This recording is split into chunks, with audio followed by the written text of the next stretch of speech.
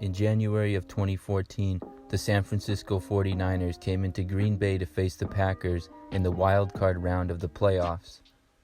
Green Bay, Wisconsin is known for having many cold games.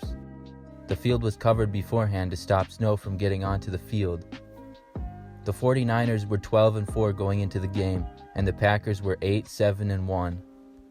The temperature was cold all week heading into the game, and by the time it started, it was just 4 degrees with a wind chill of -14.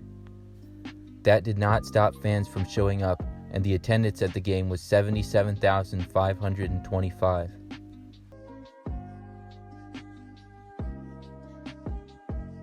In 1980, the Raiders came to Cleveland to play the Browns in Cleveland Municipal Stadium. At game time, the temperature was just 1 degree, and the wind chill was -37. The players did whatever they could to stay warm, but the frozen weather made it tough to play.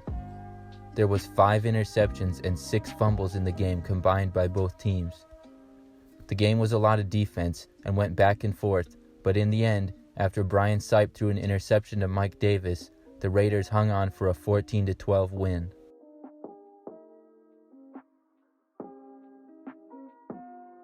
In Week 17 of the 1993 NFL season, the Raiders came to Green Bay to face the Packers at Lambeau Field. The sun was out, which helped, but it was still just 0 degrees for the game. It was the frozen tundra of Lambeau Field, on a day better suited for the defense of Stalingrad. The third coldest day in Packer history, 22 below the wind chill. The Packers played well in the cold and won the game 28-0.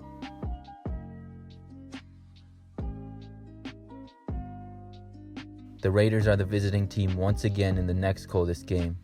It was 1994 this time, and they were in Buffalo to face the Bills. Buffalo is known to get lots of snow, and in January of 1994, they got their usual large amounts of snow, but also had some extremely cold temperatures. For their playoff game against the visiting Raiders, it was 0 degrees and had a wind chill of -32. Snow was cleared from the playing surface, but the field looked frozen and icy by the time the game started. The weather did not have too big of an effect on the game, however, and the Bills would win the game 29-23. First and goal, down at the 8 with 54 seconds to go. Big hole, and Thurman Thomas able to walk it in. The Bills would go on to make it to the Super Bowl, but lose to the Cowboys.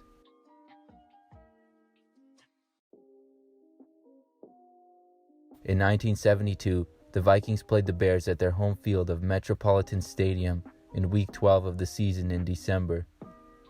There was lots of snow in Minnesota, and the field temperature was -2 degrees at game time. It was a cold game with both teams being from cold weather climates, and the Vikings ended up winning the game 23-10.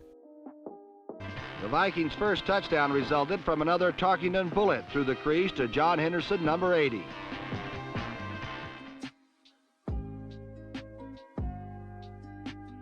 In 2007, the Giants came to Green Bay to play the Packers for the NFC Championship game. This was a memorable game for both teams and was extremely close and intense. The temperature at kickoff was -4 degrees with a wind chill of -24.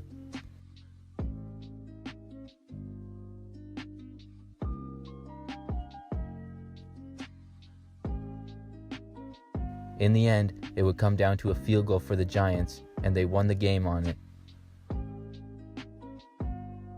It would end up being Brett Favre's final game as a Packer, and for the Giants, in their next game, they won the Super Bowl to stop the Patriots' undefeated season.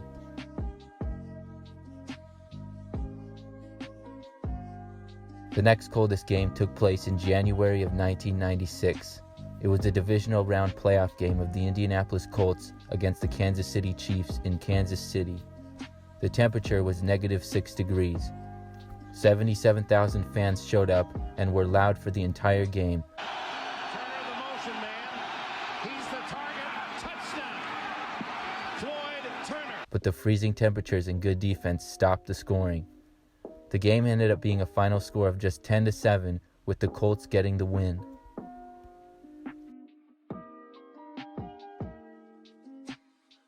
The next game on the list is the most recent one to happen. It was January 10th of 2016 and the wild card week of the playoffs. the Seattle Seahawks came to Minnesota to play the Vikings. The Vikings were playing in the outdoor TCF Bank Stadium where the University of Minnesota played football, but the Vikings would use it while they waited for US Bank Stadium to be built. It was -6 degrees for the game, with a wind chill of -25. The game had extremely low scoring and not much offense in the bitter cold. At the end of the game, with the Vikings losing 10-9, Blair Walsh missed a field goal and the Seahawks went on to win the game.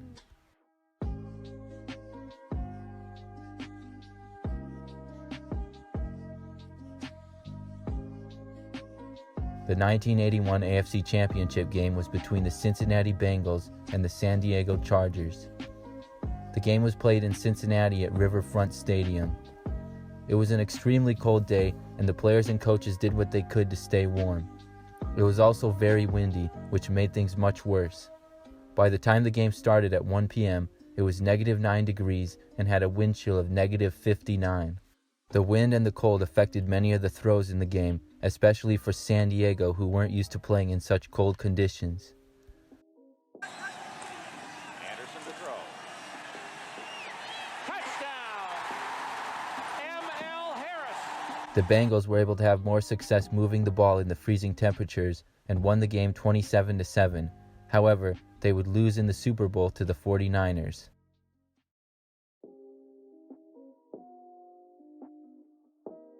The coldest game of all time was way back in December of 1967 between the Packers and the Cowboys. It was once again in Lambeau Field in Green Bay, Wisconsin.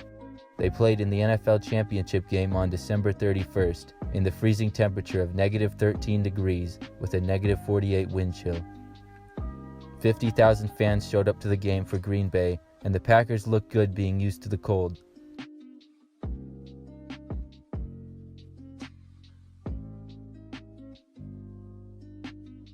The Cowboys put up a good battle, but in the end the Packers won the game 21-17.